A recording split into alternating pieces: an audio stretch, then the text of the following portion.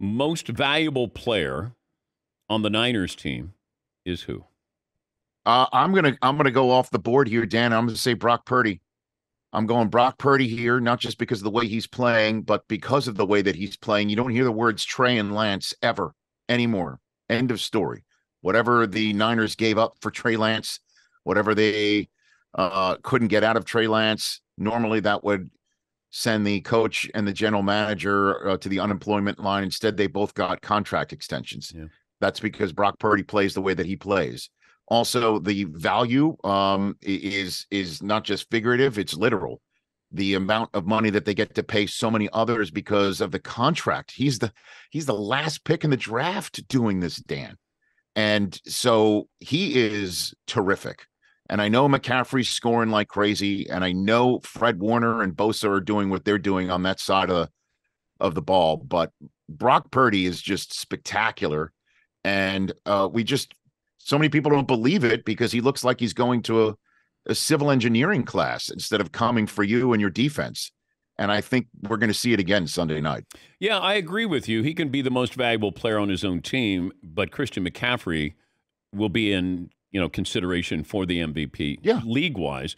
But what kind of numbers? I mean, it's a quarterback award, but could you see numbers that if McCaffrey puts up this and this, that he could be the MVP? I think what you do is, voters will just split it. There's an Offensive Player of the Year award, and so that's usually the MVP. I hate it's that. not a quarterback. Yeah, I know. I hate it's that. the cop out. It is. It's the cop out. Yeah. It's a total cop out. But that's the way the voters normally do this sort of thing.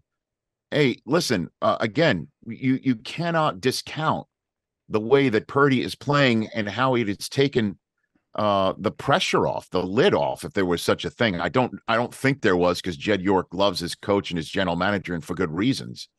But the fact that, Trey Lance, you trade up all that to go take somebody third overall, and he's not ready to play, and you go ahead and you have Brock Purdy to play. Take a look at what the Jets, Zach Wilson was taking a pick before Trey Lance, and the Jets are hopefully going to get another good game out of Zach.